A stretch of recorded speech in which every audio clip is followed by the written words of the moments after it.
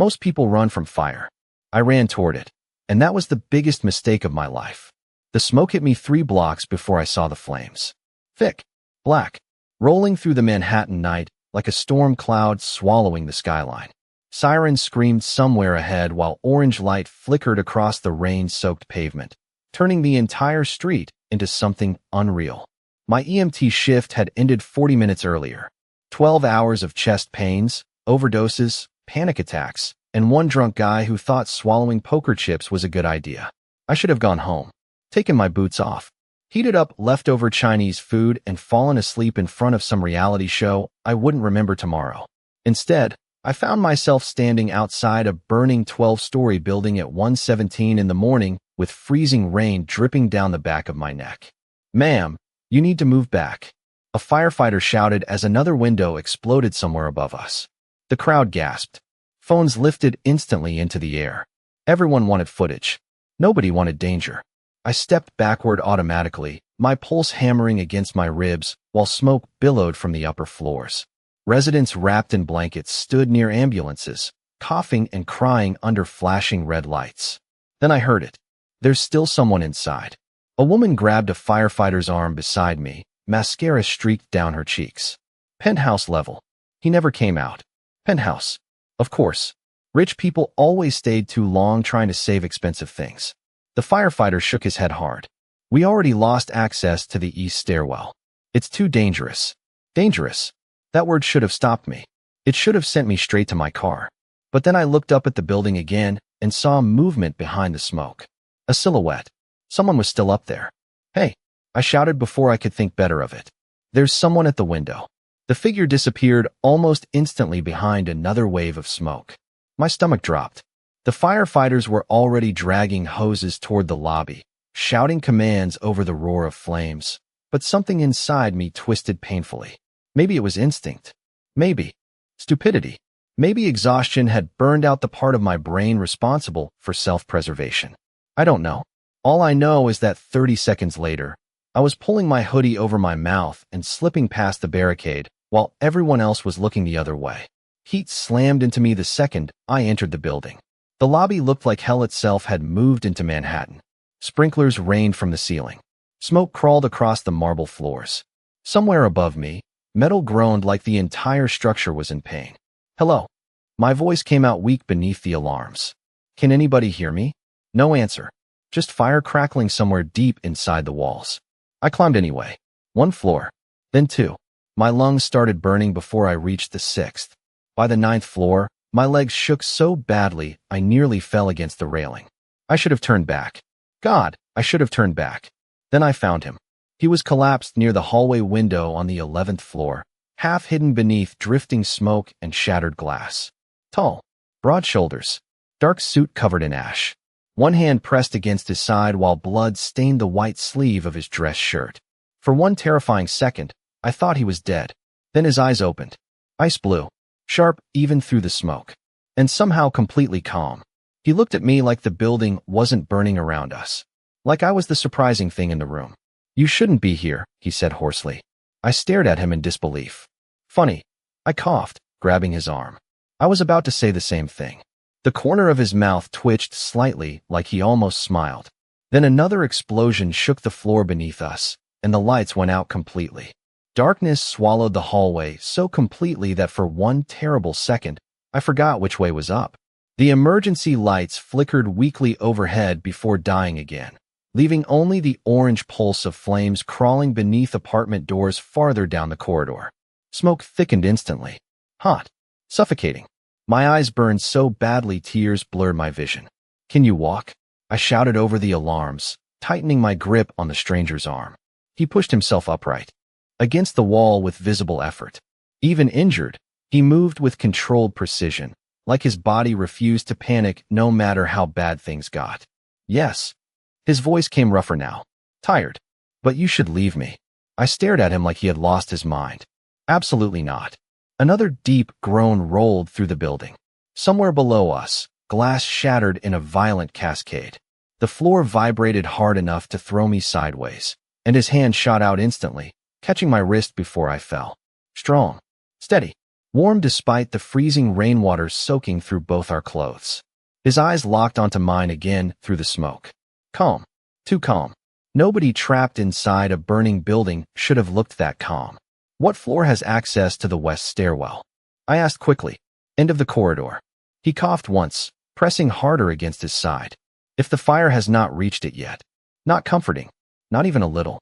I wrapped his arm across my shoulders and started pulling him forward through the smoke. Every breath felt like inhaling sandpaper. Heat pressed against my skin from every direction while distant sirens echoed somewhere far below us. Apartment doors stood open around us like broken mouths. Sprinklers hissed overhead.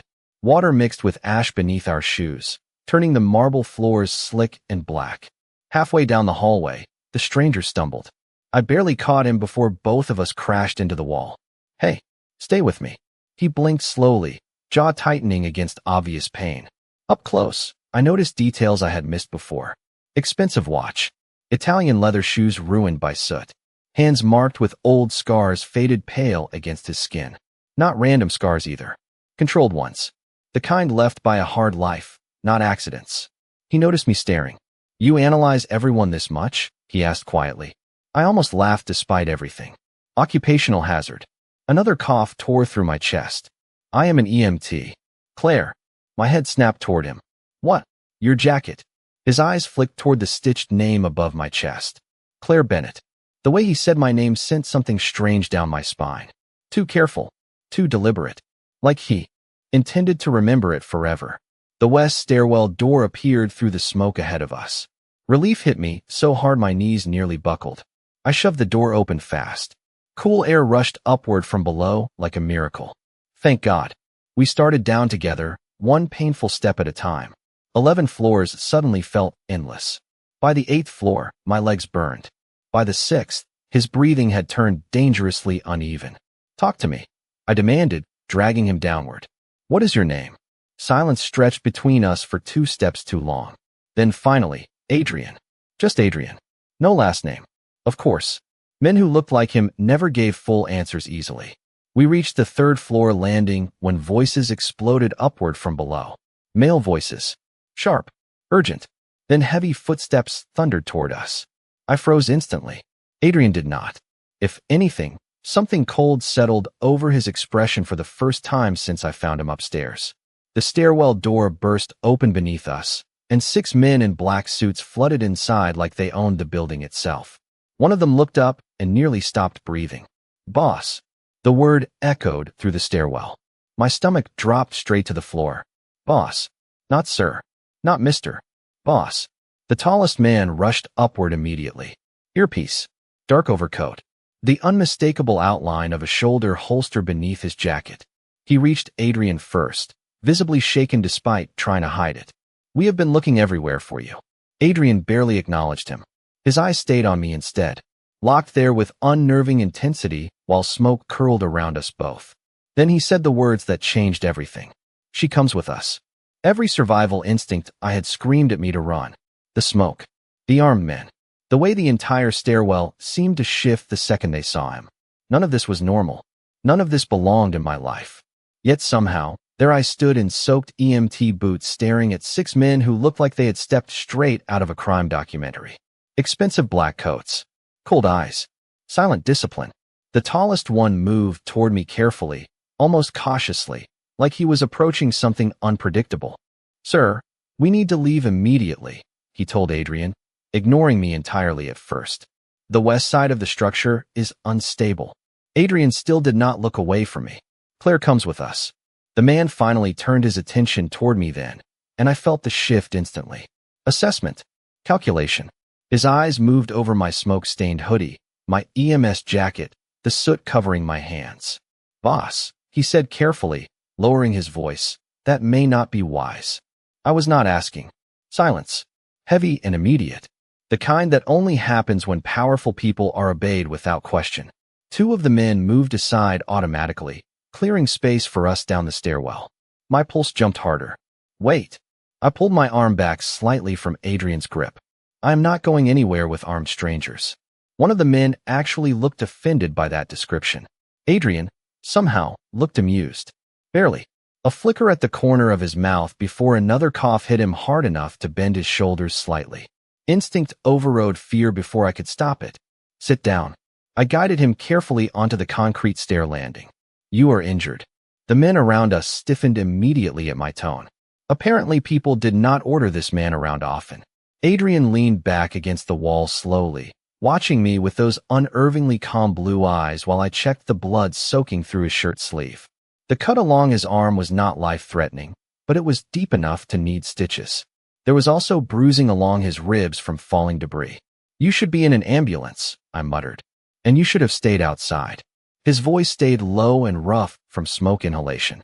Yet here we are. I shot him an irritated look while tearing open the emergency gauze pack from my kit. You are welcome, by the way.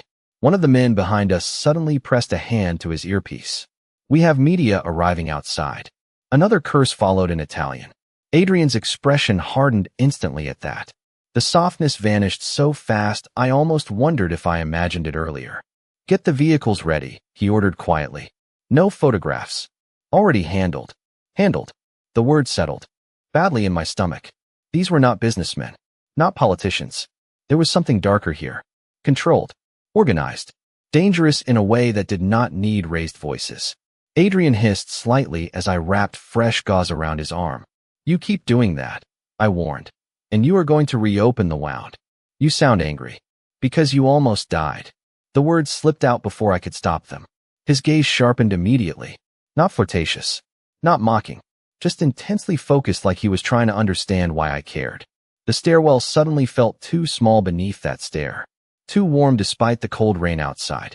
One of the men cleared his throat awkwardly. Boss, we really need to move.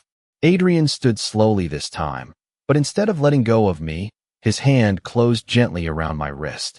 Firm enough to stop me from pulling away. Careful enough not to hurt. You inhaled too much smoke, he said. You need medical attention too. I work medical. That was not an answer. Before I could respond, the stairwell doors below burst open again. Firefighters flooded upward shouting evacuation orders while smoke rolled around their boots. One of them pointed directly at me. Miss, we have been looking everywhere for you. I am fine. I called back automatically. The firefighter stopped short when he noticed the men surrounding Adrian. His entire expression changed in one strange second. Recognition. Then caution. He lowered his voice immediately. Sir. Adrian gave a single nod. That was it. No introduction.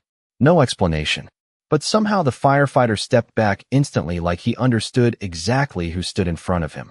And that terrified me more than the fire ever had. Rain hit my face the second we stepped outside, cold enough to sting after the furnace heat inside the building. The entire street glowed red and gold beneath emergency lights. Firefighters moved through smoke carrying equipment, while reporters shouted questions from behind barricades. People stared openly at Adrian the moment he appeared. Not curiosity. Fear. Real fear. Cameras lifted instantly, then lowered almost as quickly when the men around him stepped forward. It happened. Without shouting. Without threats. Just sharp looks and silent authority that made people suddenly remember somewhere else they needed to be. I stood frozen near the curb while paramedics rushed toward us with oxygen kits. One of them stopped short when he recognized me. Claire? Jesus Christ, were you inside? Long story. My voice came out rough from smoke. I am okay. You do not look okay. Fair point. My hoodie was soaked. My hands trembled from adrenaline crash. Ash streaked my jeans, and every muscle in my body ached. Across from me, Adrian leaned briefly against a black SUV while two men spoke urgently into phones nearby. Even injured, he looked completely composed. Like chaos bent itself around him instead of touching him directly. A paramedic tried to check his pulse. Adrian barely glanced at him. I am fine. Sir, smoke inhalation can become serious very quickly. I said I am fine. Calm voice. Deadly final. The paramedic backed off immediately. I stared at the interaction in disbelief. You know refusing medical care is annoying, right? Adrian turned toward me slowly. Rainwater slid through his dark hair, tracing down the sharp line of his jaw. He looked exhausted now beneath the control, pale beneath the flashing lights. And yet you still saved me. I opened my mouth, closed it again. That look in his eyes made it difficult to think straight. Not romantic. Not soft. Worse somehow. Intent. like the moment inside the fire had locked something into place inside him. One of the suited men approached, carrying a dark wool coat. "Boss, the car is ready." Adrian ignored him completely. "You are shaking." "Because I spent the last 20 minutes inside a burning building. Partially because of me." His voice lowered slightly.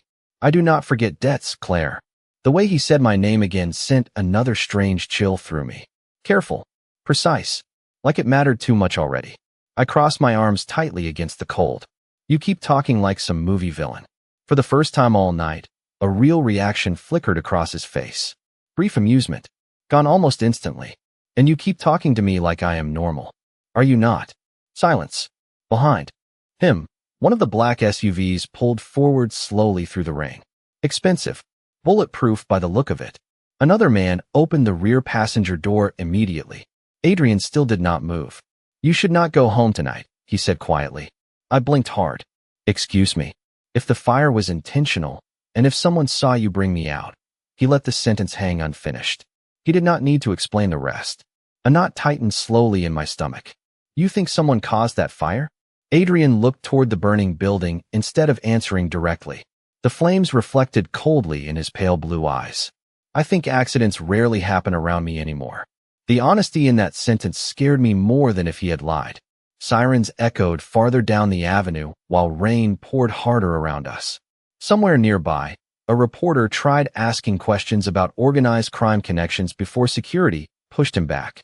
Organized crime. The words hit me harder than the smoke ever had. My pulse stumbled. "Who are you?" I asked softly. Adrian finally looked back at me. Not arrogant. Not threatening.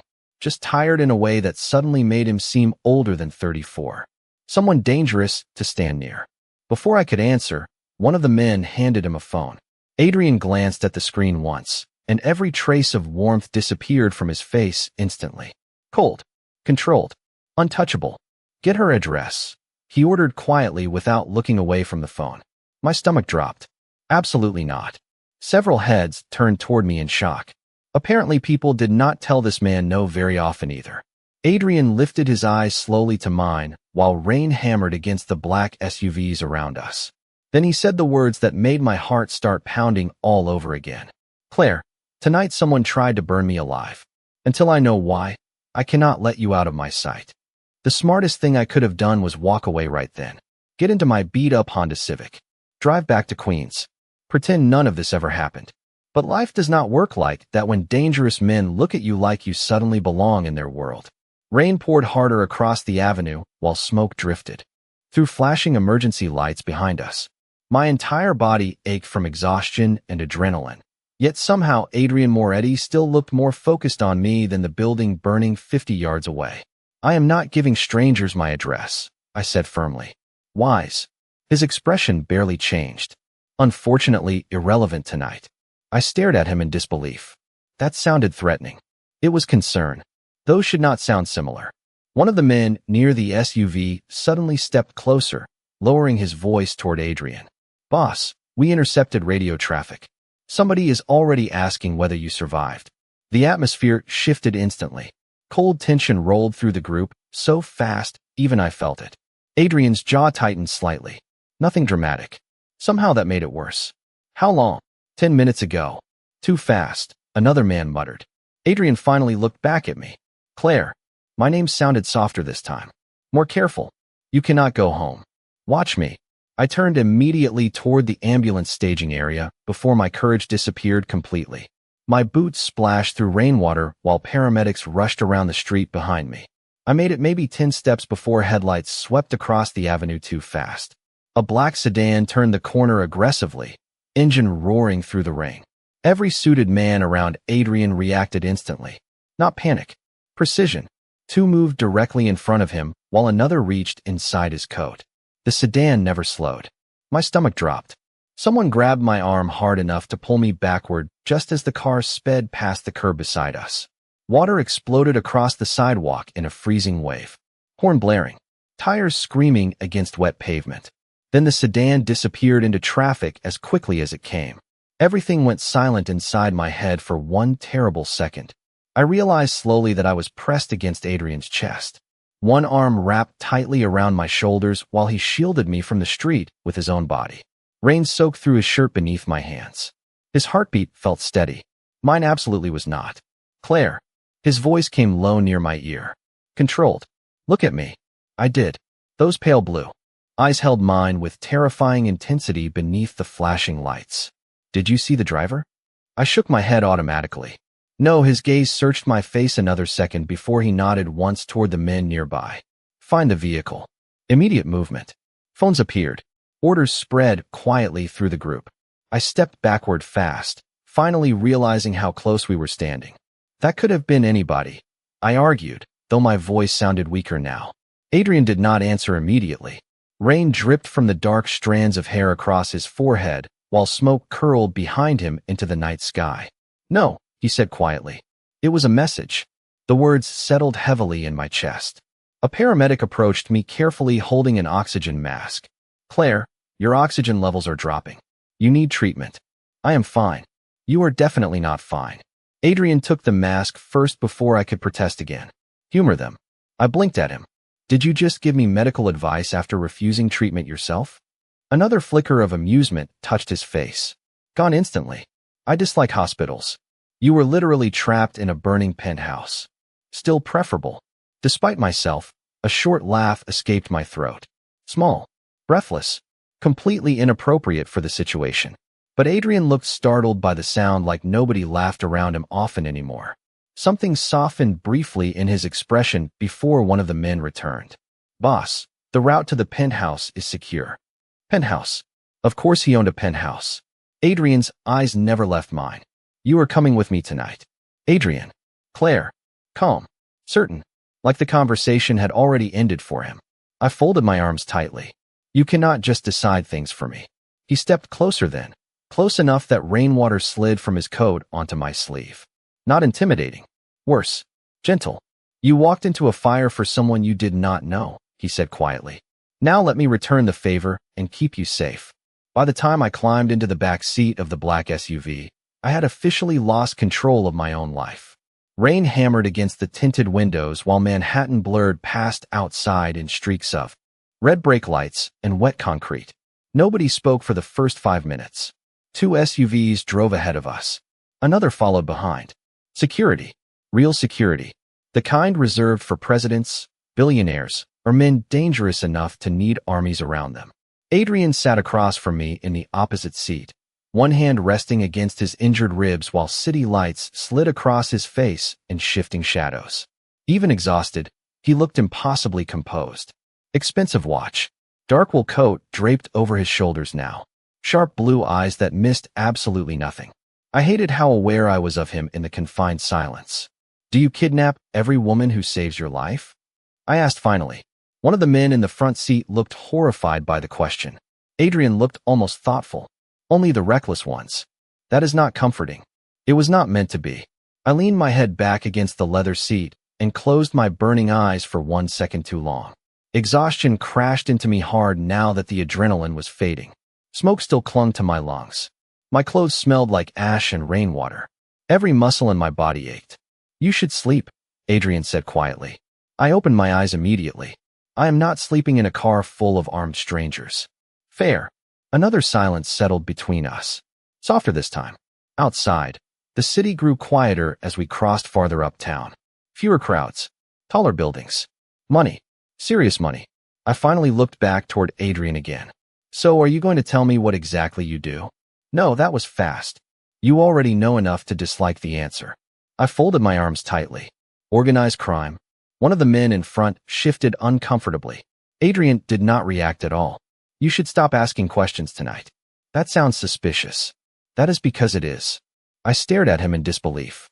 The man admitted terrifying things with the calmness of someone discussing weather forecasts. Most people would be panicking right now, I muttered. Most people did not run into a burning building. His gaze held mine steadily. You still do not understand how unusual that was. I looked away first. Outside the window, massive steel gates slowly opened ahead of us. The convoy rolled into an underground private garage beneath a glass skyscraper overlooking the river. Of course, he lived in a building that looked expensive enough to have its own zip code. The elevator ride upstairs happened in complete silence except for the soft hum of machinery beneath our feet. 20 floors. 30, 40. My stomach tightened harder with every passing second. Adrian stood beside me inside the mirrored elevator, tall enough that I could see the faint tension still hidden beneath his calm expression. He was in pain, real pain, but he carried it like he carried everything else. Quietly, the penthouse doors opened directly into another world. Warm amber lighting, floor-to-ceiling windows overlooking Manhattan glittering beneath the rain. Dark marble floors, modern furniture so expensive I became afraid to breathe near it. And somehow, despite all the luxury, the place felt empty. Not physically empty, emotionally, like nobody really lived here despite the size of it. Adrian loosened his coat slowly while the security team spread silently through the apartment checking rooms. "This is insane," I whispered before I could stop myself. "Probably." He looked toward one of the staff members nearby. "Prepare the guest suite." "That is not necessary," I interrupted immediately. "I can sleep on a couch." Adrian's eyes moved back to me slowly. "Claire." Just my name again. Low and steady enough to stop the argument in my throat. "You inhaled smoke, walked through a collapsing building, and nearly got hit by a car tonight. You are sleeping somewhere safe." Safe. The word sounded strange coming from someone like him. One of the staff handed Adrian a glass of water, while another quietly brought a medical kit. I noticed the slight stiffness in his movements as he removed his damaged suit jacket. The white dress shirt beneath it was stained darker near his ribs now. "Blood." "You reopened the injury," I said automatically.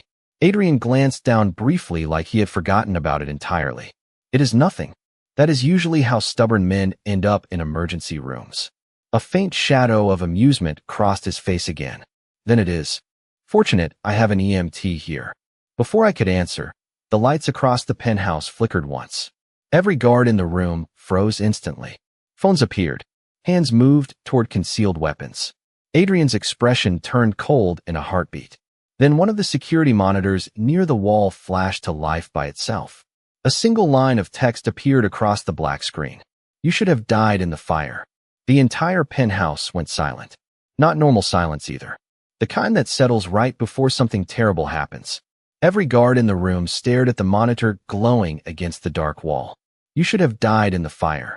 The words looked cold beneath the amber lights of the penthouse, almost unreal after everything tonight. My stomach tightened hard. One of the security men moved instantly toward the monitor station, while another spoke rapidly into an earpiece. The system was breached remotely. Adrian did not move at first. He stood near the center of the room in his ruined dress shirt, one hand still pressed lightly against his ribs, blue eyes fixed on the screen with terrifying calm. "How long were they inside?" he asked quietly. "Unknown. Find out." Nobody hesitated. Phones appeared. Orders spread through the penthouse in low, urgent voices while rain hammered against the massive windows overlooking Manhattan. I should have left then. I knew that.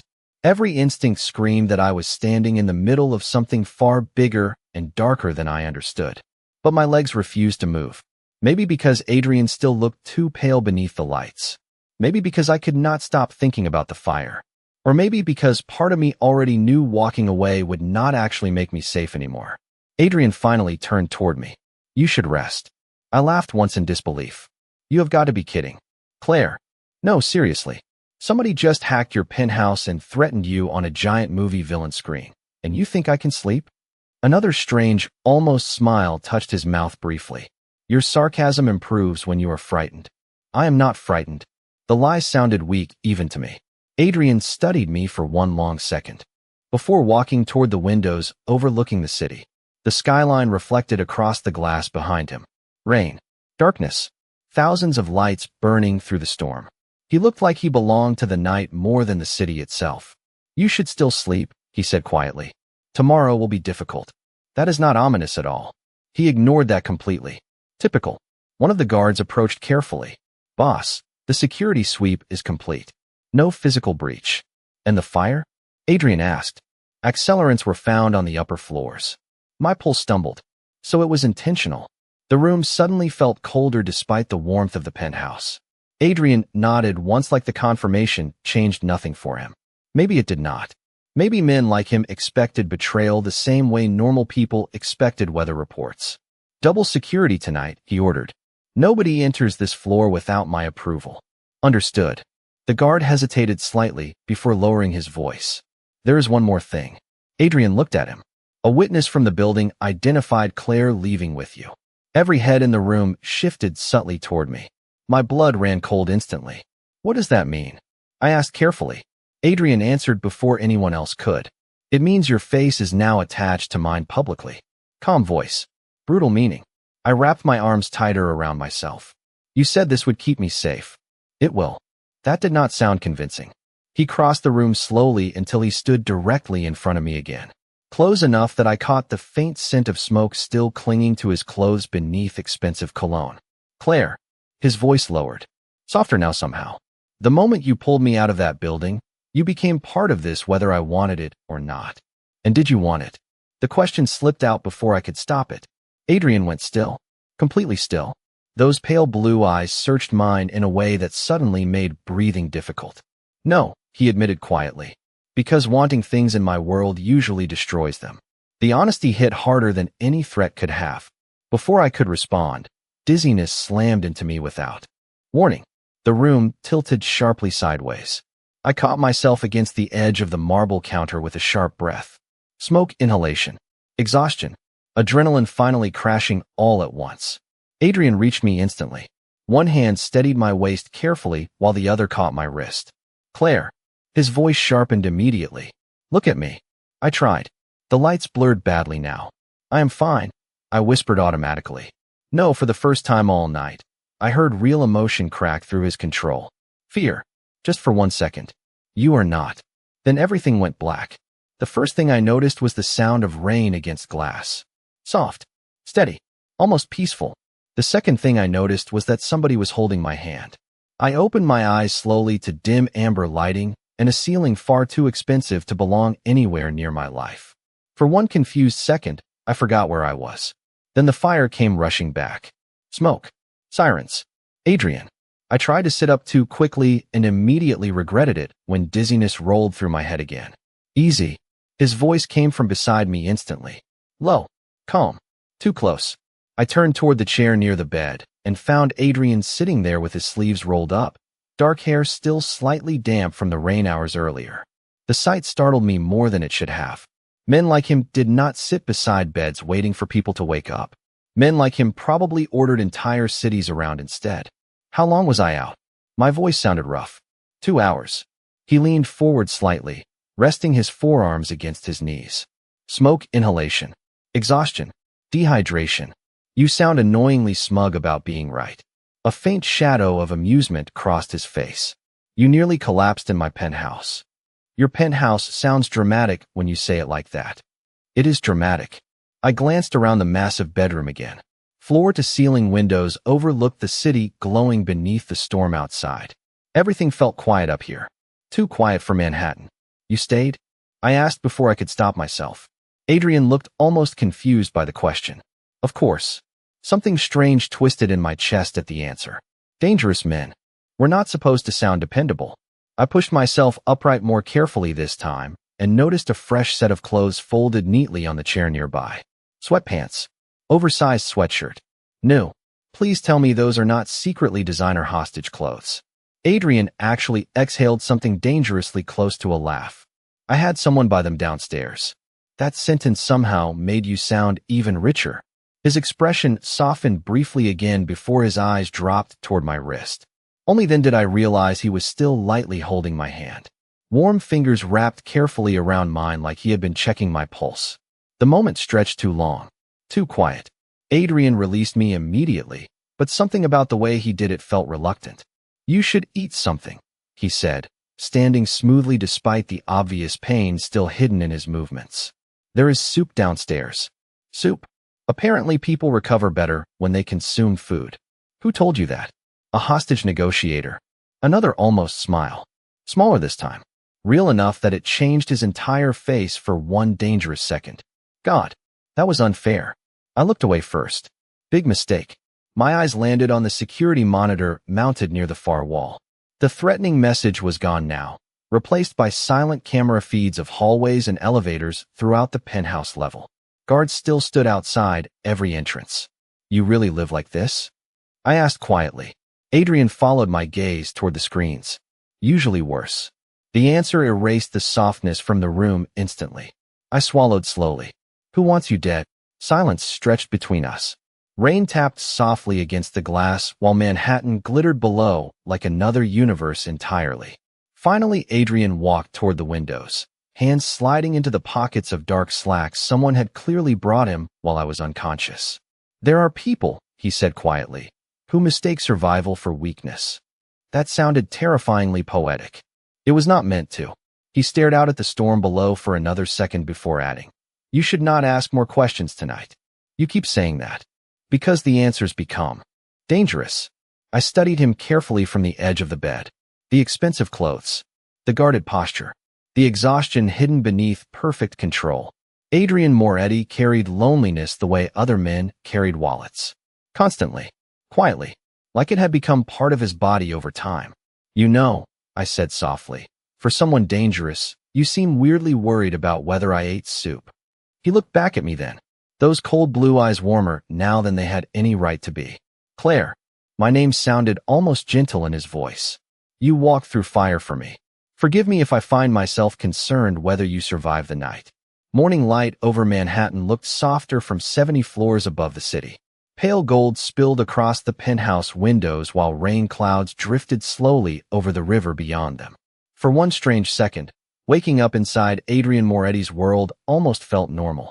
Then I remembered the fire, the threats, the black SUVs, the armed security outside my bedroom door. Definitely not normal. I stepped quietly into the hallway wearing borrowed sweatpants and socks that probably cost more than my monthly grocery budget.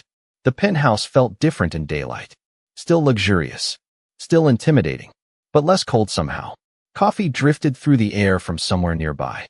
Following the smell, I found Adrian standing alone near the kitchen island with a phone pressed to his ear. He had changed into a black dress shirt rolled neatly at the sleeves, exposing strong forearms marked faintly by old scars. The sunlight caught silver strands hidden near his temples that I had not noticed last night. Tiredness sat heavier on him in daylight. More human. "No," he said calmly into the phone. "I want every camera feed from the building reviewed again."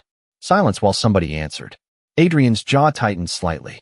"Then find someone more competent." He ended the call without another word. "You are terrifying before breakfast," I muttered.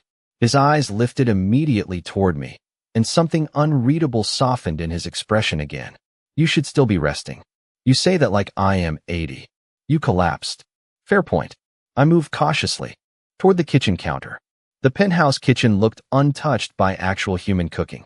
Marble, steel, expensive machines I could not even identify. But sitting near the stove was a bowl of soup warming quietly beside fresh coffee. I stared at it suspiciously. "You really remembered the soup." Adrian looked almost offended. "I said you should eat. Most rich men I know forget people exist 5 minutes later." The words slipped out before I could soften them. Adrian went very still. "I am not most men. No arrogance. No ego. Just simple fact." A strange tension settled quietly between us then. Not uncomfortable exactly. Just dangerous in a softer way than before. My phone buzzed suddenly against the counter, making both of us look down instantly. Unknown number. A chill crawled slowly up my spine. Adrian reached the phone first, his expression hardening immediately when he read the message on screen. "He cannot save you forever." My pulse stumbled hard. How did they get my number? Adrian's jaw tightened visibly now. Real anger flickered beneath his control for the first time since I met him. "Nobody outside this floor should have access to you." He picked up his own phone immediately. "Luca." Now. The response must have come fast because Adrian's voice turned ice cold within seconds. "Lock down every device connected to this building. I want a trace on the number immediately." I had seen exhausted, calm, dangerous. But this version of Adrian felt different. Controlled fury wrapped in perfect stillness. "Adrian." He looked at me instantly at the sound of his name. I swallowed slowly. Maybe I should leave. Silence.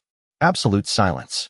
Then he set his phone down carefully against the marble counter like he was forcing himself not to break it.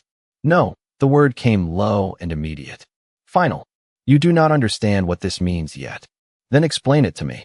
He crossed the distance between us slowly until he stood close enough that I could see the exhaustion hidden beneath his eyes. "Whoever started that fire expected me to die inside that building." His voice lowered further.